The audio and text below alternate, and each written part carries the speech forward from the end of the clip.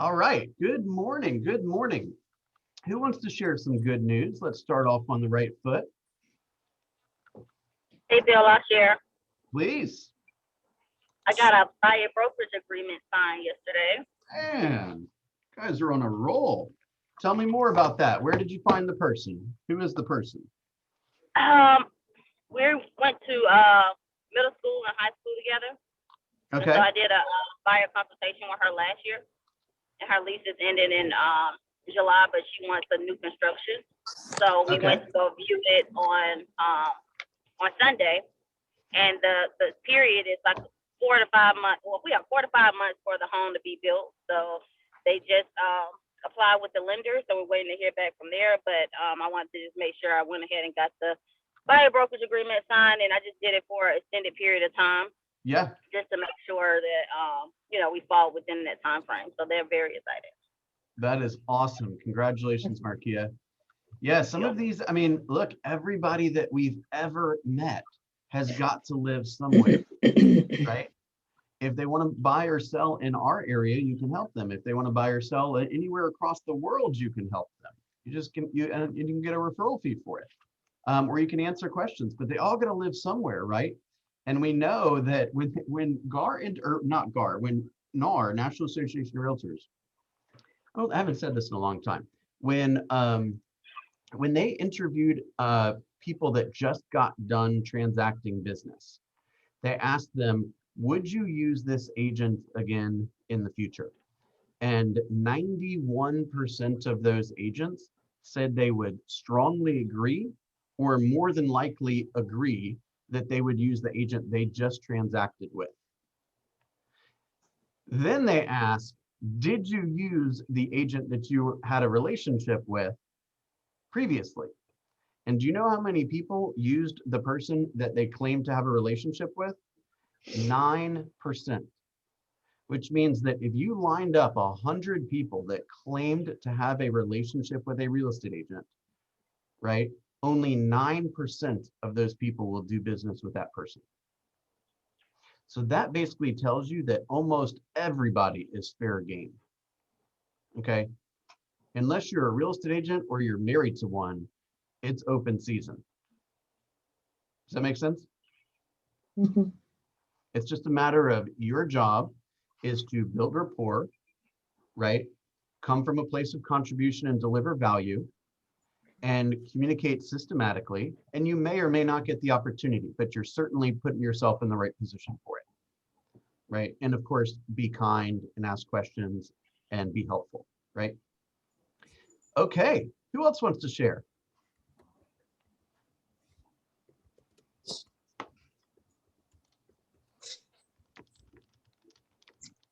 I can share. Okay, please. Yeah, you've had a hell of a week, Cassandra. Yeah, yeah, it's definitely been an interesting week. So we are waiting to find out if the home that was supposed to close today that we're going to use the seller's going to use towards their funds to purchase our home. Mhm. We'll find out today in order to officially accept their offer. So we are going to accept it.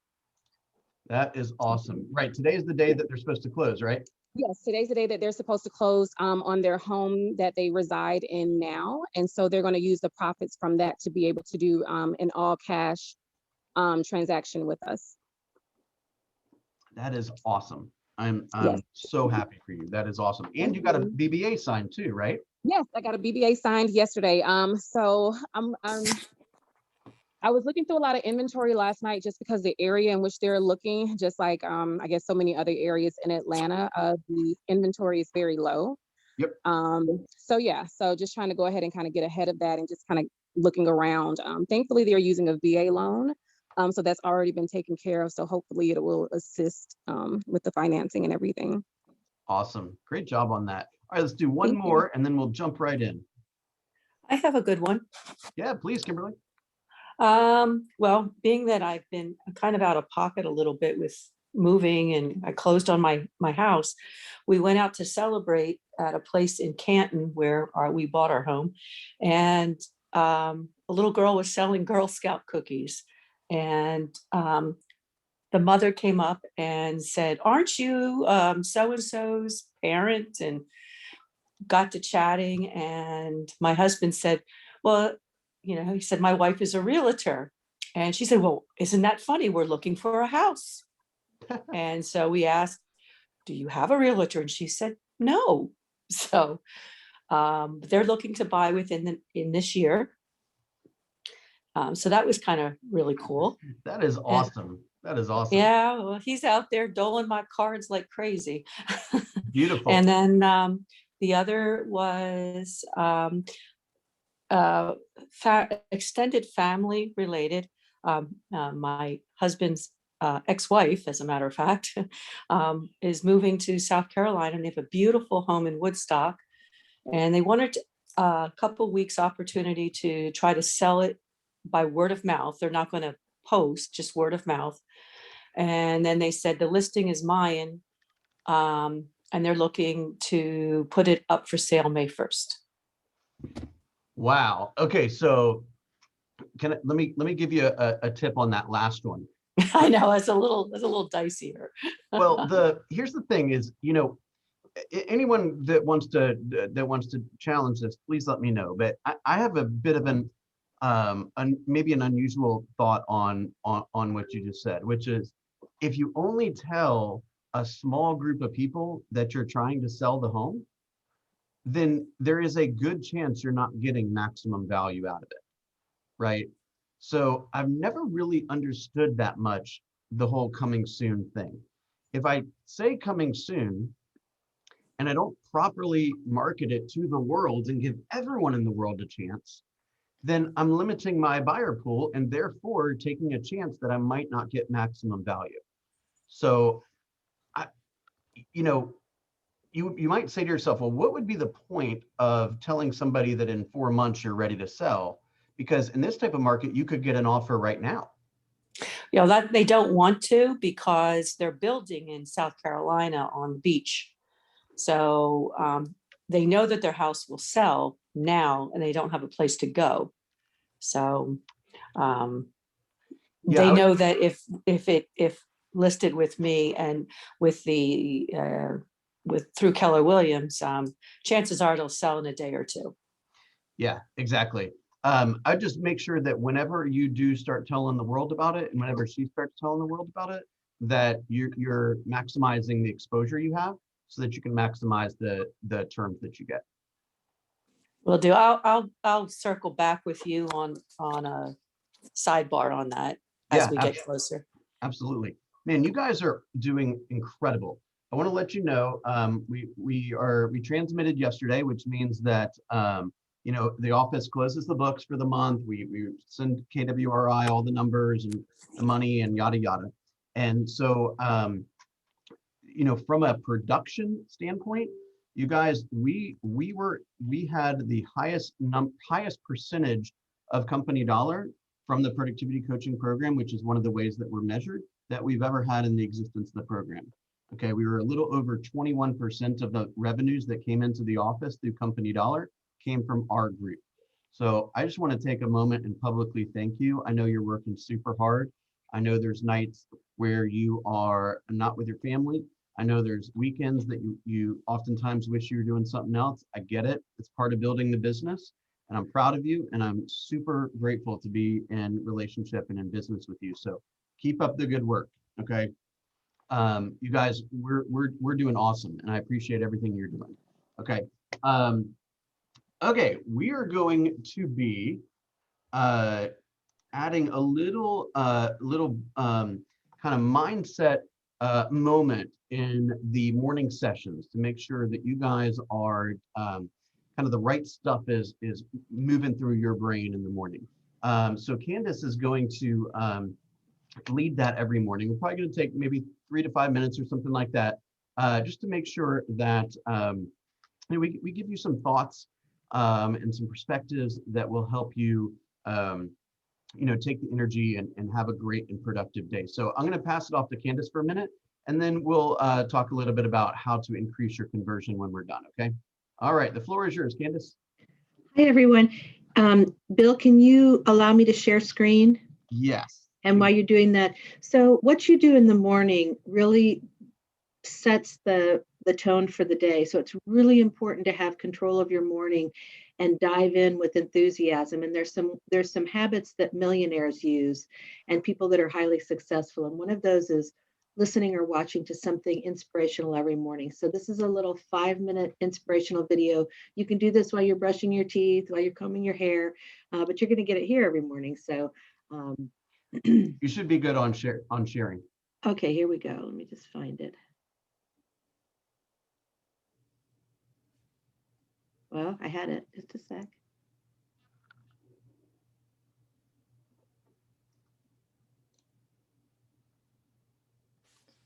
Pardon me. Okay, here we go.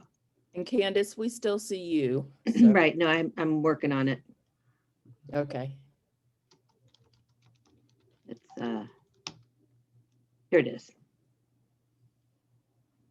Okay.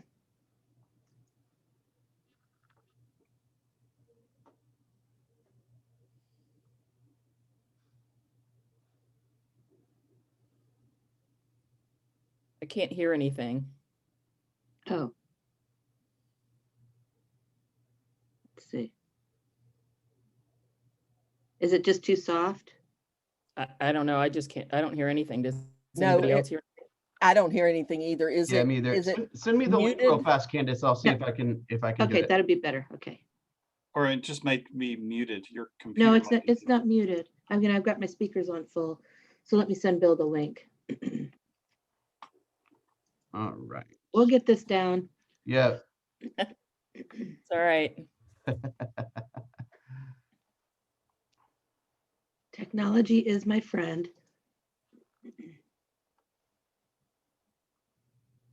Until it isn't.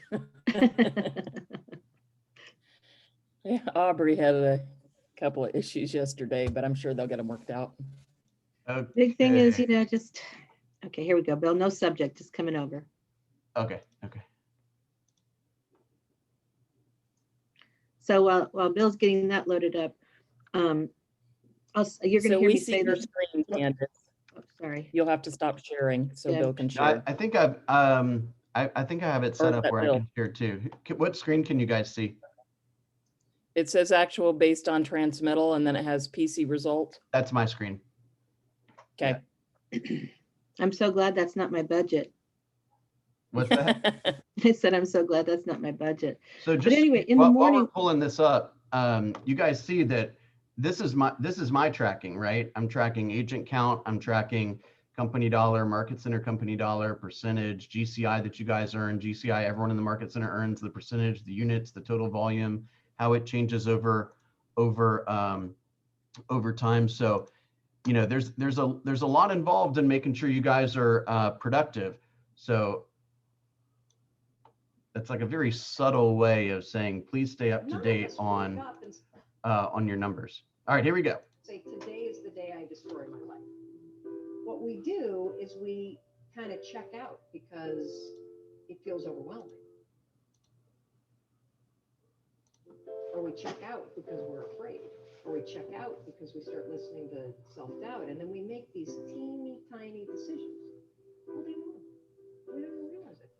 Can you up the volume, please? Decision to not eat the right thing, a decision to snap at your kids, a decision to not speak in a meeting, a decision to not look for a job, a decision to not deal with your finances, a decision to not call your parents, like whatever it is. All day long, these tiny decisions that take you so far off track. And then you wake up like I did and you look at your life and you think, how the hell did I get here? And more importantly, how do I get back over there? And you have no idea. And so I was so trapped. And I know from your story, you felt the same way. Like you knew that there was more in store for you, but you couldn't figure out how do you close the gap? How do you find the power that's in you? How do you discover your greatness? How do you solve these problems that are so overwhelming? When you can't, I mean, I would go to the grocery store and the items would scan and I would be sitting there readying my excuse because there was no way that my check card was going to clear. So I got in this struggle with myself that a lot of us find ourselves in, and that is you get trapped in what I call the knowledge action gap. You know what to do, but you can't seem to make yourself do it. You ever had one of those nights? Probably before you started your company, but where you go in bed and you're like, all right, Tom, that's it. Tomorrow, it's the new me. Tomorrow, I'm going to get up on time. I am going to go to the gym. I am going to look for a job. I'm not going to drink so much. It's going to be amazing. The new me, the future me. Woo! Let's do this, right? Then you go to bed and you wake up 7 hours later and you're like, I don't feel like the new me. It's the only, that's a stupid, see, motivation's garbage. It's never there when you need it. Ever, ever, ever, ever. And so here's what happened to me, and thank you for wearing the NASA t-shirt. It's a really stupid story. It's a powerful story. So one night, Chris had gone to bed. I've been struggling. We still had all the same problems. We still had a lien on the house, still facing bankruptcy, still fighting like crazy. I was still unemployed. They still hadn't figured out like the solution yet for the business. And I was about to turn off the TV, and there on the TV, there was this rocket launching, and I thought, oh my gosh, I am going to launch myself out of bed like a rocket ship, like NASA right here, and launch me out of that bed. And I'm going to move so fast that I don't think. I'm going to beat my brain. Now, here's a really interesting point. I talk a lot about your instincts and inner wisdom. And we can get into this a little bit later, but a lot of us talk about the fact that you have a gut feeling. But what all this research that I've done for the book and all the speaking that I do, what I've discovered that's fascinating is actually when you set goals, when you have an intention on something that you want to change about your life, your brain helps you. What it does is it opens up a checklist, and then your brain goes to work trying to remind you of that intention that you set. And it's really important to develop the skill, and I say that word purposefully, the skill of knowing how to hear that inner wisdom and that intention kicking in and leaning into it quickly. So for me, my brain saying, that's it, right there, move as fast as a rocket now. I wanted to change my life. And I think most people that are miserable or that are really like dying to be great and dying to have more, we want to change. We want to live a better life. We want to create more for our families. We want to be happy. The desire is there. Again, it's about how do you go from knowledge to action. So the first thing in this story that's important is realizing that the answer was in me. And my mind was telling me, pay attention. The next morning, the alarm goes off, and I pretended NASA was there. It's the stupidest story. I literally went 5, 4, 3, 2, 1. I counted out loud, and then I stood up. And I'll never forget standing there in my bedroom. It was dark, it was cold, it was winter in Boston. And for the first time in 3 months, I had beaten my habit of hitting the snooze.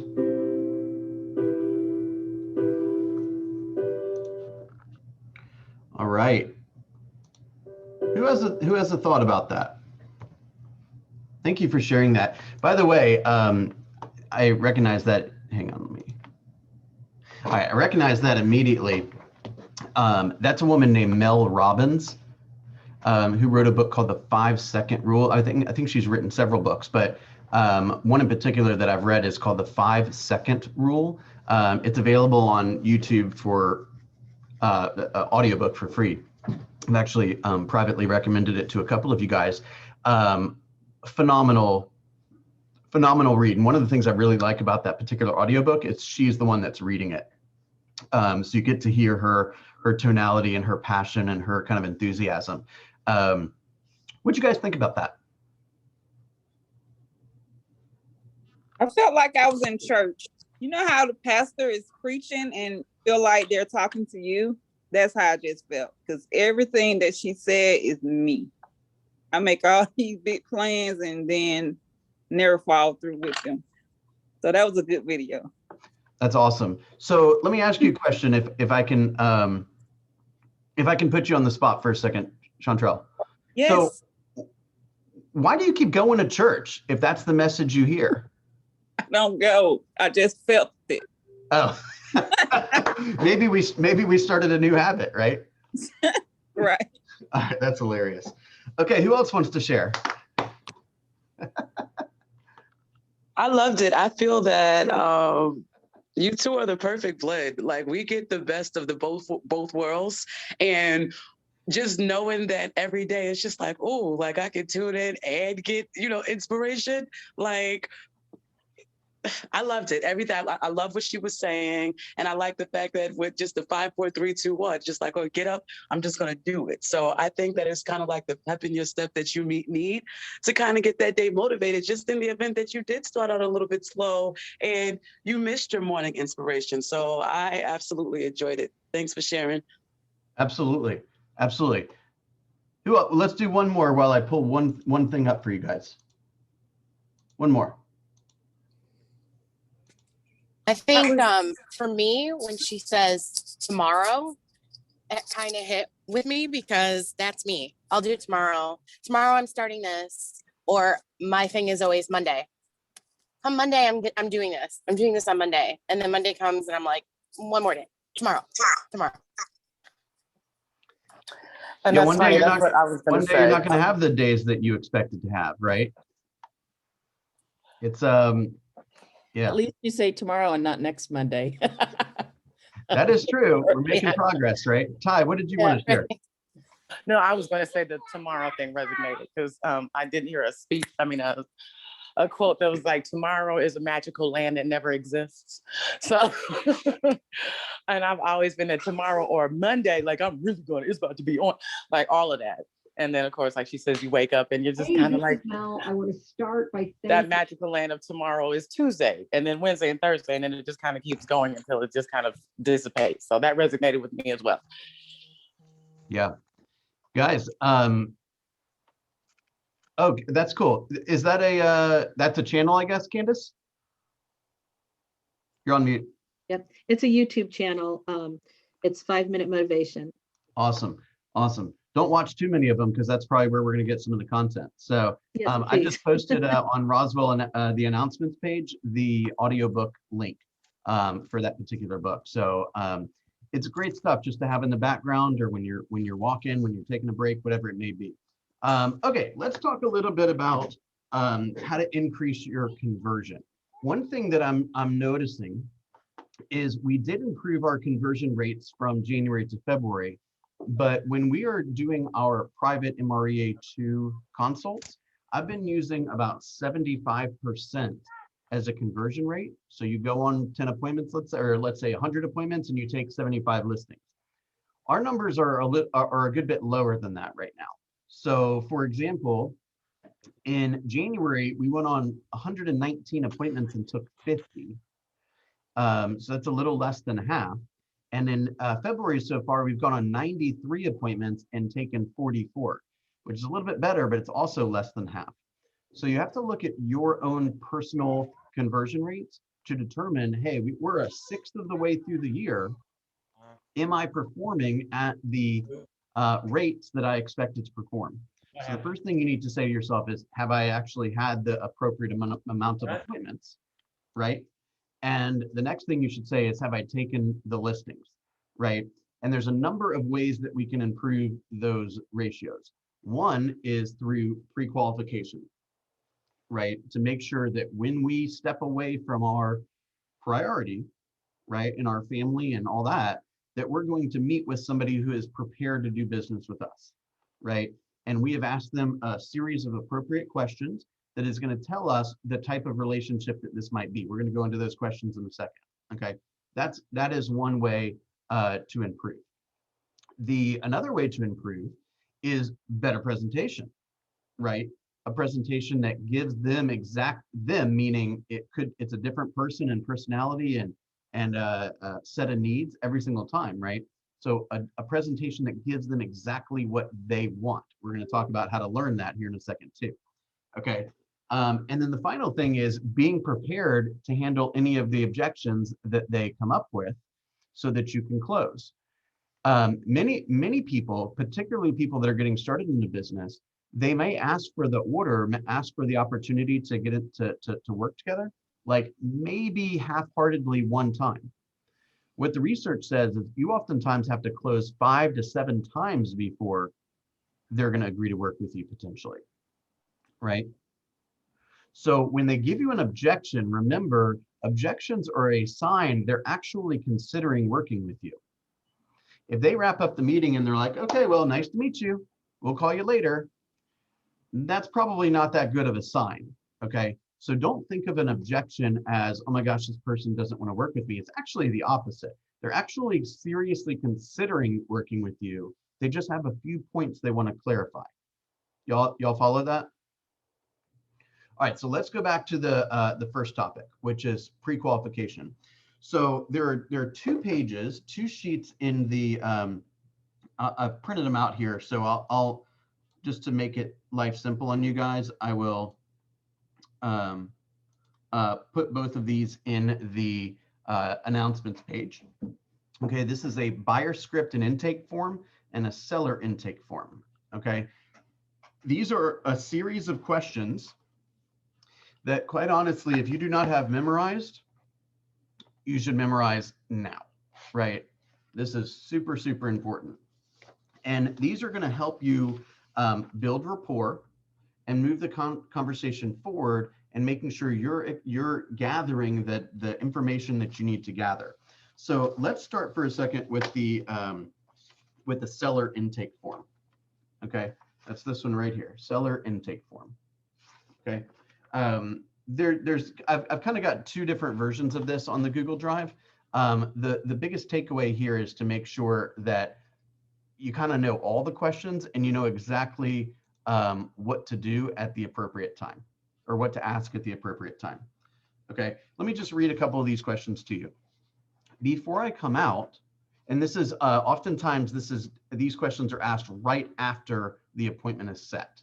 So either the appointment is set, and if you feel like it's got good energy and the appointment's pretty quick, like if it's tomorrow, for example, then you say, okay, before I come out, I need to get a little information from you so that I can properly do my homework. Do you have a couple of moments now? And then we were going to go through this sheet. I'm going to go through it in 1 second.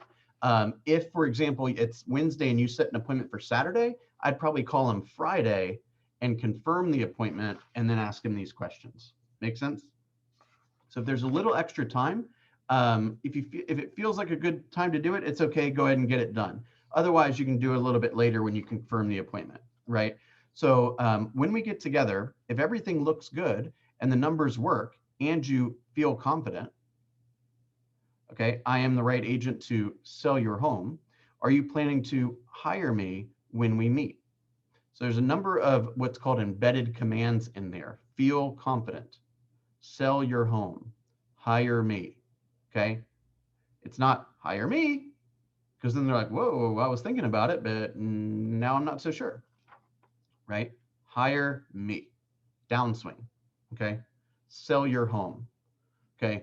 What you're doing is you're talking directly to their subconscious. Remember from the video in Start With Why, how they talked about the different parts of the brain and how some parts of the brain have the capacity for language and some don't, right? I just want to go with Candace. I can't quite explain why. It just felt good. That's because Candace made him feel good based on the rapport that she built with that prospect. They can't quite put their finger on it. They don't really care how many homes she's ever sold. They just liked being around her. Does that make sense? Are you interviewing any other agents, or am I the only one? Right? And you might say to yourself, why would you even bring that up? Well, you want to know, right? If you're interviewing other agents, then it might be helpful for you to bring some of your statistics or the market center statistics so that you can combat other agent statistics, or say, hey, I don't know if the other agent mentioned their days on the market or their average list price to sales price ratio, but I wanted to share mine with you because it outperforms the market by 4.5%. Or something of that nature, right? We need to figure out their motivation. You got to figure out their motivation. Okay. When you sell this home, where are you moving? What's taking you to Chicago? Why are you making the move? Right? How soon do you need to be there? Right? What would happen if the home doesn't sell? Right? What price were you thinking about listing your home for realistically? and there's a line here that says, and of course I research the market every day. So obviously we'll make sure that we list your home at a price that will get it sold, right? Okay, so what's the bottom dollar price that you would be willing to accept, right? How much do you owe on the property? What's the interest rate? Tell me a little bit about your home, right? I love this question. How would you rate the condition of your home from a scale of 1 to 10, 10 being like brand new? And they say, oh, I'm an 8. Oh, so what would make it a 10? Oh, well, there's some runs in the carpet upstairs, and the 2 of the bathrooms still have wallpaper, and the exterior of the house really needs to be painted. Okay, great. So that is potentially why you might not get a 10 price, is because your 10 home is not a 10, right? Besides that, is there anything else positively or negatively that the buyers might notice, right? What are the main questions you have in choosing the right agent? Or another way of asking that question is, what is important to you in the agent that you choose to represent you? Another way of basically what you're asking is, hey, what is it that I've got to do to win, right? How would you like to be served? What do you want to hear? How do you want me to approach our conversation? And basically whatever they say, hey, I want to be emailed every Monday and texted every Wednesday, say, hey, email and text is my primary way of communication. I plan on doing each week. Is that acceptable? Right? You just give them what they want. Okay. Now we know we need to build rapport. So the way that we build rapport is there's a lot of different ways to build rapport, and we'll kind of touch on a couple of them now. One is tonality. One is volume, rate of speech, right? So if somebody answers the phone, they're like, hello. And you're like, hello, this is Bill Linkwald with Keller Williams Realty Consultants. I wanted to know when you're planning on hiring the right agent to sell your home. That you have no rapport. Okay, that's going nowhere. They say hello, and you're like, hello, how you doing today? It's nice, and like you just slow mode your voice, right? If they talk fast, you talk fast. They talk slow, you talk slow, right? Remember, we've talked a lot about language skills here. So we want to listen very, very closely so that we can identify particular words that they use. So words that they use, you can remember we talked about validating, right, and repeating. So if they say, I want to move to Chicago because I have a lot of family members in Chicago and the school districts are better there. Okay, so great. What I hear you saying is it's really important that we get the home on the market and sold before the summer because you want to be in Chicago in time to be settled for the school year and hanging out with all of your close friends. Is that correct? And I know that sounds a little strange that you feel the need to echo that back, but that is how you build rapport, right? You're showing that you're listening. Oftentimes you're giving yourself a second to jot it down, right? So that you don't miss any of those small details.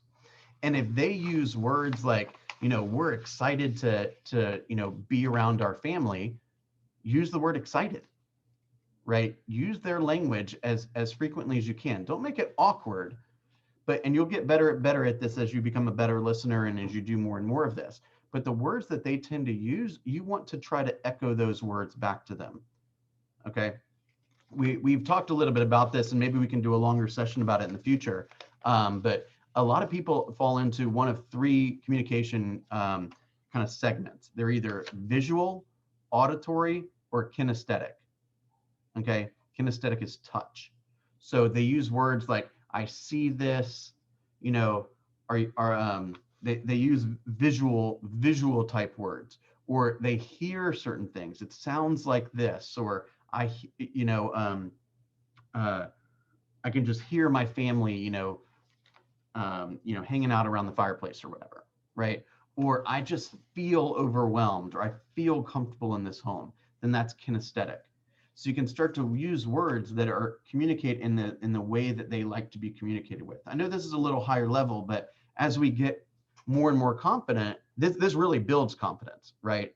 Is being able to listen very, very closely and then start using some of the same wording and style wording that they're using. And instantly you'll be in rapport.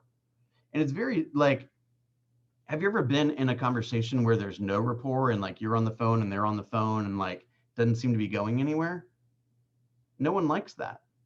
The faster you can get in rapport with them, the better. And you get into rapport by asking questions, right? So we'll just go for another moment or so. I get it if you guys gotta pop off. We're continuing to record this, okay? You know, you're gonna learn, like, buyer, you know, tell me a little bit about, or how soon do you need to be in the home? How long have you been seriously looking? Have you seen any homes or areas that you really like, right? Do you already have a buyer's agent that you're working with, right? How much money have you set aside for a down payment or for closing cost? Have you already started working with a mortgage professional, right? Do you have a home to sell before you buy, right? Are you currently renting, or do you have currently a lease? When does that lease end? Besides you, are there any other decision makers, right? Tell me briefly a little bit about what you're looking for. Oh, I want a 4-bedroom home with a basement and a backyard. Great. What's important to you about a backyard? Oh, well, we want a really big backyard because we want to be able to throw the football. Okay, great. So tell me specifically what is really, really important to you about that. Oh, well, when I was a kid, I threw the football with my dad, so I want to be able to offer that to my kids. Now we're like best friends almost. You see what I'm saying? Now they've kind of released this like inner desire, and you've locked it in, right? So you go out to the backyard, and the first home you show them and say, hey, is this big enough to throw the ball? And they're like, whoa, this dude's really listening. See what I'm saying? But if I forget the fact that the backyard's important to them, and I just kind of say, you know, all right, just, you know, look at the backyard. Is that, you know, I don't even think about it or talk about it during the presentation. They're like, dude, I opened my heart to that guy and he's not even listening. He didn't even remember. You see what I'm saying? They're going to start looking for a better agent. Okay. You know, and then we go for the close, right? If we don't already have the appointment, we go for the close. Fortunately, all we need to do now to get one step closer to your new home is set up a time to get together so that we can get on the computer, start finding the house you want. Won't that be great? Would you prefer to meet Tuesday at 3 or Thursday at 4? Right? All right. What questions do you guys have?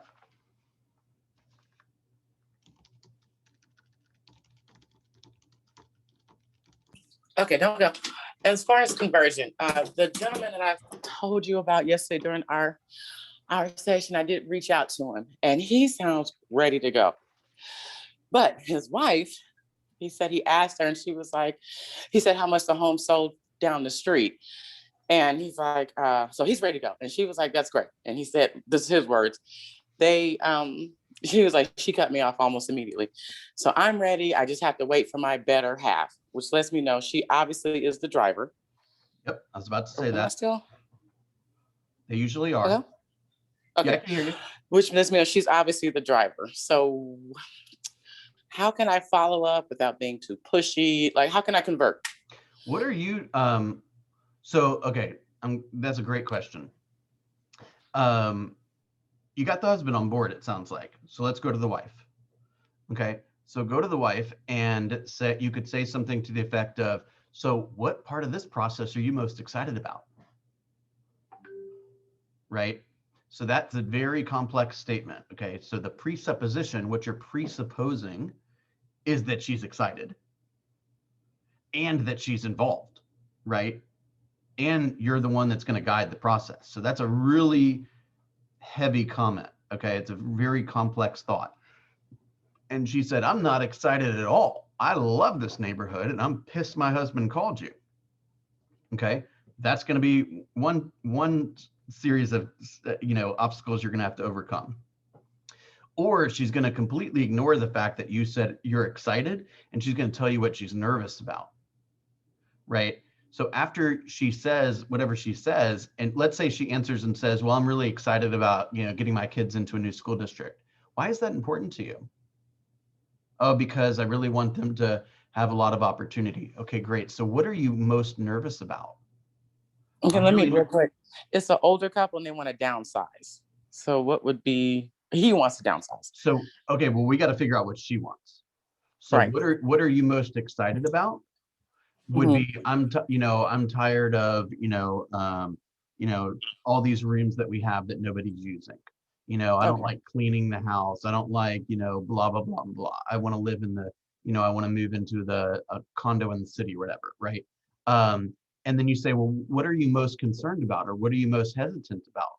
and she'll tell you exactly what's on her mind. And then we just got to go back to the motivation. So I got to ask you, I'm here to serve you. So if serving you means that we market and sell your home, awesome. If serving you means that I give you a little education and help you ponder, what the best move is, I'm here to do that too, whether it results in compensation or not. So let me ask you, what is more important, downsizing or blank, right? Had on a level on a scale of 1 to 10, 1 is you're not motivated at all, and 10 is you're ready to sign paperwork today. Your husband appears to be a 10. What are you? Well, I'm a 6. Well, what would bring you to a 10? Well, I want to know how much money I'll net from the property, and then I'll be a 10. Well, damn, that was easy, right? We just don't know what's holding her back right now. So that's what we got to go straight to it and ask her that question. You follow what I'm saying? Because it might be something super simple. Well, I'm really overwhelmed because there's just so many boxes to pack and yada, yada. Wonderful. I am in a relationship with the best moving company ever. We will roll out the red carpet for you. You want to box it? You can. You don't want to box it? You don't have to. Would you like me to bring you a couple of quotes? Right? I mean, literally, it could be anything. But right now, we just do not know the answer. You follow that? That makes total sense. Thanks. Remember, anytime, our job is to solve problems. Okay. The husband doesn't seem to have a problem, other than the fact that he doesn't want to live in that home anymore, and he's ready to get going. The problem is we don't know what the wife's problem is. So we have to ask those questions, figure out what the wife's issue is, and then solve it. Right? Got it. It's that simple. Okay. Guys, this business is not hard. It's what is your problem? How do I solve it? How would you like me to solve it? And then just do what you say you're going to do. Right? I'll call you June 1st. Okay, how in the hell is that going to happen? Make sure it happens. And when you call them on June 1st, you say, hey, it's June 1st. I promised you I'd call you on June 1st. Here it is. Good morning. How's life? What can I do to help you today? Got any problems? Question, Bill. Yeah. So I've been courting a family for a year now. I say courting, all right. Yep. Finally got a buyer contract on Sunday. Picked out 5 or it started out good. Picked out 5 or 6 properties. They're going to be cash buyer. They're looking at Forsyth or Dawson. Cash buyer around 300,000. Picked out 5, 6 properties that they loved. Was going to take them tomorrow. Their first available was tomorrow. All those properties have either gone withdrawn or active under contract. So why would they have more than one withdrew? Yes, there's only one property that's available in hold on, I've got it up right now, in Forsyth County, and that would meet their criteria of master on the main, and it is a POS. Okay, so that's just that is a condition. That is not that's not an objection, so to speak. So what I would do if I was you is I'd call the listing agents of the withdrawns and say, hey, what happened? Is this property still available? Is it available to have an offer submitted? Can I still come and look at it? My buyer wants to look at it, right? Okay, so I pursued one withdrawn yesterday. He told me, I said, do you have a backup? He said, yes, I have a backup. I said, okay, so can you let me know? I have a cash offer. Let me know if this comes available again. He said, yes. So like everything that I picked out to show them that they liked is gone. Wait, so they listed the home, they got an offer and a backup, and then they withdrew it? Yes. Man, that is not the way the FMLS is supposed to work. That agent should know better than that. Yes. And I thought I was wrong. So when he told me that, I was like, okay, well, gosh, you withdrew it already. That's not the way it's supposed to be. That should be, he needs to be turned in. She needs to be turned in. That's bull. You should talk to that agent and be like, hey, we don't withdraw listings. Come on, this is a comp for the community. Like, you don't do that stuff. That's a different story altogether. I don't like that one bit. I'll call that agent and tell them what I really think. Now the other ones, this is just an example of, hey, it's a tight market. So if the home comes on the market, we can't wait 3 days to see it. Right. So let's talk about that. We've identified a new problem, right? Home comes on the market. We didn't get our stuff together to see it in time. No commentary on you. I know you were doing the best you could, right? But this particular person wasn't available until this day, and when he was available, it wasn't available. So, sir, in the future, how can we avoid this problem, right? I have an idea. When the home comes on the market, I will immediately go out and do a Video. basically a virtual tour. Yeah, video virtual tour. And we can do it on Zoom, or we can do it on WhatsApp, or we can do it on Facebook or Skype or whatever. And I'll walk around the house and I'll be like, okay, here's the kitchen. Got any questions? Got any questions? Oh yeah, let me open up that cabinet. I want to see the lazy Susan. Okay, here you go. Got any questions? We good? Okay, moving on to the family room. See this? Oh, show me the bookshelves a little closer. Okay, here's the bookshelves, right? And hey, let's win, and then we'll deal with getting the home inspected and looking at it in person and all that. Otherwise, we don't stand a chance. So this is an example of proof of how quickly the market works, or the activity happens. And the question becomes is, how can we avoid this in the future? We've identified an issue. Now, how can we avoid this as a team in the future? Okay, so I should go ahead and try to pursue some of the withdrawals, but the active under I mean, if contract. the guy's got an offer and a backup offer, I probably wouldn't. That's what I was saying. Like, if somebody pulls their home off the market, there's something weird going on. The first one you just explained to me is a blatant violation of several rules, right? So what about the other one? There were a couple that were withdrawn that we liked, and there was some that went active under contract. Yeah, so active under contract just simply means they have a binding deal. Binding deal. So that looks probable. It'll make it to closing. Probable, right? Yeah, I mean, there's no way of knowing. I've only in my career, we never had a market like this. I mean, this is insane, 50 offers and all that stuff. In my career, I think I was involved in like maybe 8 or 9 different multiple offers, or not multiple offer, but backup offer situations. And all but one ended up selling to the backup offer, which is very unusual. So you just never know, right? The best way to increase the likelihood of you winning is just to continue to build good rapport with the other agent, right? Okay. Man, if it was me, I would probably say something I shouldn't say to that agent. So I would probably just ignore it, because I'd be like, what the hell are you doing, man? You know this is not right. You're pulling the home off. Are you trying to save a few $100 on FMLS fees? Because I'm going to turn you in. That's bullshit. Excuse me. So I probably would be so mad that I wouldn't even call the person, because I'd say something stupid. Okay. Bill, I just wanted to say, this is a great opportunity for you to go to the neighborhoods that they like and either door knock or send the letters to the homeowners and let them know you've got a great buyer, and see if you can, find someone who wants to sell. Okay. Exactly. What's a Good idea. POS? Piece of poo-poo. All right, we'll end on that note. You guys. What's that? Hey, Bill, I have a quick question. Can I ask before you end? Yeah.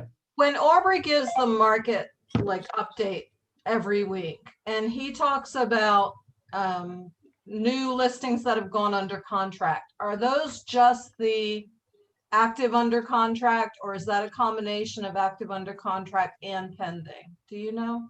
I don't know for certain, but I'm gonna give you an educated guess, which is I believe that is just active under contract.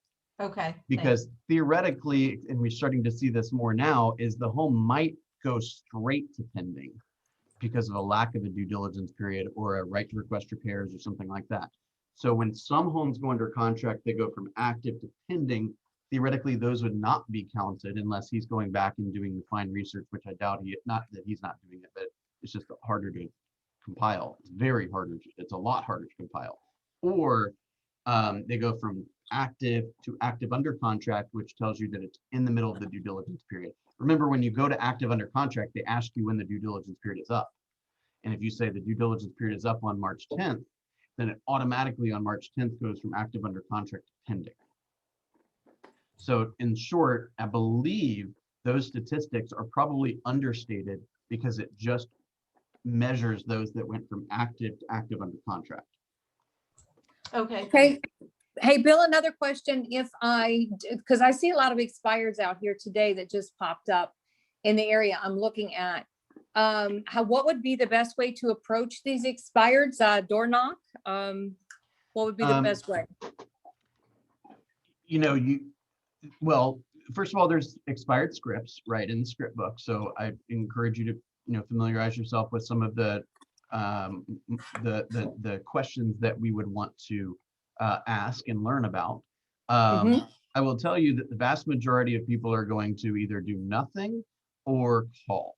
So if your job is, if you're trying to separate yourself from the masses, then perhaps you drop off, an info packet or knock on their door and say, hey, I'm sure you're getting 50 calls, but I'm here at the doorstep. I'm here to help you. Why do you think your home didn't sell? Basically, what is your problem? Because I'm here to solve your problem.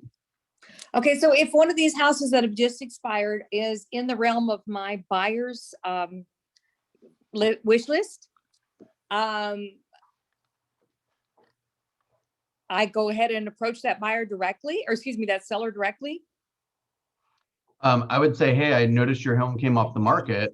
I have a potential buyer who's curious about your home. Are you accepting offers? Right? Are you willing to have a showing? Okay. And Mary, your question because you're trying to figure out if you're going behind the sign somehow, because you're not if it's expired. Okay, yeah, I just don't want to step on anybody's toes. And like one of them that meets their criteria happened to have been represented by someone with our company, different office, but our company. I just don't want to step on any toes or break any rules. Or I tell you, if you ask a bunch of experienced agents, you'll probably get a bunch of different responses. I never really did a lot of expired calls, but I would, gosh, here's my stance. Personally, I would not call on an expired listing that was listed with one of our agents in Roswell. That's just my personal take. But if you're not in Roswell, fair game. Okay. And how would I go about getting this owner's phone number? I mean, I could look up their the owner's information. You can go to Vulcan 7. And see if it's a listing that's in their database that's expired, and it should be in their database. If you want, you can send it, like we pay for a service in addition to, well, we could look it up in Cole, right, to see if we can find it there. We also, I do some recruiting stuff on the side, and I have a little team that does that. So we pay for another info service. So don't inundate me, but like, one off here and there, just, send me the address and I can see if I can dig around a little bit for it. That would be great. Yeah. There's also another site that a lot of us have subscriptions to. I know Brian Natchke, for example, has a subscription. It's called Forewarn, FOREWARN.com. It's an app, and it's basically like a private investigators app. So like you type, it's like 10 or 12 bucks a month. And you can type it in, like, let's say you get an inquiry of somebody and they're like, hey, I want to see this home, and I was hoping you could meet me at 7:30 in the middle of the field, and it's late at night, and please come by yourself. It's like, no. Right? So you can check in on your prospects to see if this person has any type of concerning things in their background. Like we had this happened probably about a year ago, a little over a year ago. Peggy Connors, one of our top agents, sent me a message and said, like, what do you think about this? And kind of explained to me what their interaction was. And I said, that doesn't sound normal to me. Let me look up the guy. Looked it up, and he just got out of jail for like violent sex crimes. And this guy wanted to meet Peggy at a home, a vacant home. Right? So like, you got to be careful, man. There's Oh, yeah. crazy people out Yeah. When I'm doing, I have a female friend with another office, another one of our offices, and she actually carries. I don't feel comfortable going into somebody's house carrying, but I do have a taser, very high powered taser that I do for open houses.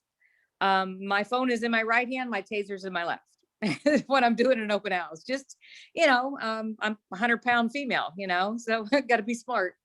Yeah, and don't put yourself in a situation that you don't feel comfortable in. Pam just posted fastpeoplesearch.com. You can also look up phone numbers. That's free, actually. Okay. So, Google them. If a mugshot pops up, pass it on. You see what I'm saying? Like, there's no commission check that's more valuable than your safety. Exactly. Yep. Right. Boy, we covered it all today, didn't we? We covered a lot. Thank you, Bill. All right, man. We covered rapport, motivation, new buyers, new sellers, carrying. Man, you guys are fun. All right. Good point, Pam. Thank you. Okay, today, there's not a formal structure to this, but today, do a little bit more lead gen than you're used to doing. Okay. 5, 4, 3, 2, 1, go make a call. 5, 4, 3, 2, 1, go make a call, right? Go love on somebody that needs love. Check in on them. Ask them how they're doing. Ask them what their goals are. Do you have any real estate goals for 2021 that I should be aware of? Is there anything that I can do to help you? Okay. Remember, we're basically really high paid concierge / problem solvers. Okay, let's go solve some problems today. All right, have a great day. Thank you.